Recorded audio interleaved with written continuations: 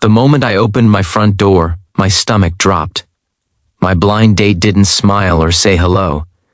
Instead, she leaned in close, her breath shaky, and whispered 5 words that froze my blood. Someone's following me. In that instant, everything I thought I knew about awkward first dates disappeared. This wasn't about small talk or first impressions anymore. This was about fear, trust, and a choice that would change both of our lives. Before the story begins, take a second to support your channel name. If you enjoy emotional, real-life inspired stories about kindness and human connection, hit subscribe, like this video, and share your thoughts in the comments. Your support helps these stories reach more hearts. I almost canceled the date that night. It had been a long week at work and I wasn't sure I had the energy to meet a stranger, but my sister had set it up saying, "You've been alone too long, just give it one evening." So I cleaned my apartment, put on a decent shirt, and told myself I'd at least be polite. Her name was Lily. We'd only exchanged a few messages. She seemed kind, funny, normal. Nothing that suggested the night would turn into something out of a movie. At exactly 7 p.m., the doorbell rang. When I opened the door, Lily stood there in a light blue top, eyes wide, hands clenched around her purse strap. She glanced behind her, then back at me, and whispered those words, "Someone's following me." I stepped aside immediately. "Come in." Now. The moment she crossed the threshold, I locked the door and pulled the curtains shut. My heart was pounding, but I tried to keep my voice calm. "Are you okay?" I asked. She nodded, but tears filled her eyes. "I think so. I'm sorry. I didn't know what else to do." We sat on the couch, a safe distance apart, like two people who barely knew each other but were suddenly bound by something serious. She took a deep breath and explained. On her walk from the parking lot, she noticed a man across the street. At first, she thought nothing of it. But when she changed direction, he did too. When she stopped, he stopped. By the time she reached my building, he was close enough that she could hear his footsteps. "I didn't want to panic," she said. "But I was scared. When you opened the door, I just reacted. I told her she did the right thing. Anyone would have been afraid. I asked if she wanted to call the police." She hesitated. "I don't want to make a big deal if it's nothing," she said quietly. "Kindness isn't always about grand gestures. Sometimes it's about taking someone's fears seriously."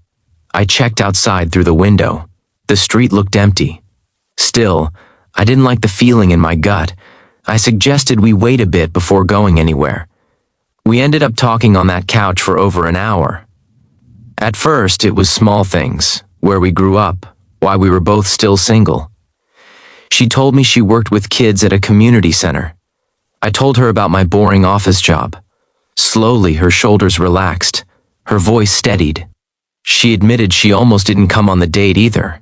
"I've had some bad experiences," she said, "but I'm trying not to let fear control my life." Something about that stuck with me. Eventually, I offered to walk her back to her car or call her a ride. She smiled, the first real smile of the night. "That would mean a lot," she said.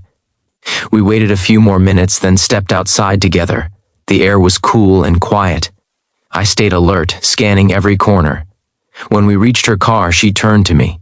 "Thank you," she said, "not just for tonight, for believing me." I watched her drive away, hoping she was safe. I didn't expect to hear from her again, but the next morning I had a message waiting. "Hey," it read, "I just wanted to say thank you again. Last night reminded me there are still good people out there." We started talking more after that, not just texting, but really talking, about fears, about kindness, about moments in life when a stranger's compassion made all the difference. A few weeks later, she told me something she hadn't shared before. The man who followed her that night wasn't the first time she'd felt unsafe. She'd been through a situation in the past where no one believed her, where she was told she was overreacting. "That's why what you did mattered," she said. "You didn't brush it off. You didn't make me feel silly." I realized then that kindness isn't just being nice.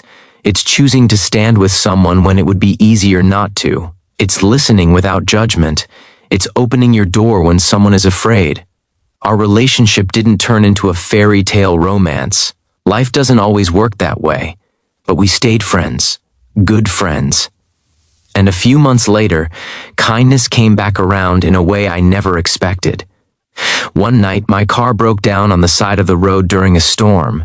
My phone battery was dying, and I felt completely stuck. As cars rushed past, I remembered Lily's fear that night.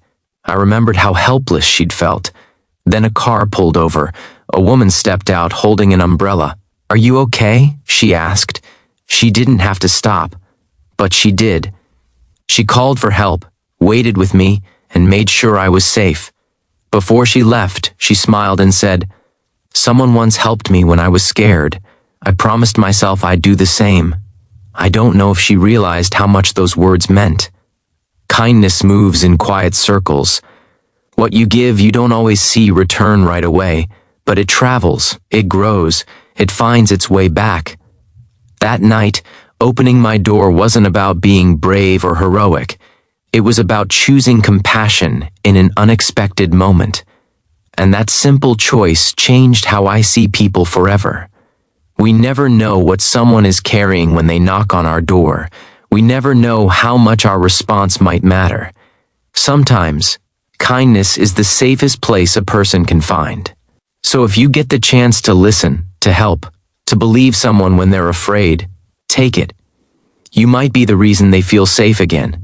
And one day, when you least expect it, that kindness may come back to you, opening a door you didn't even know you needed.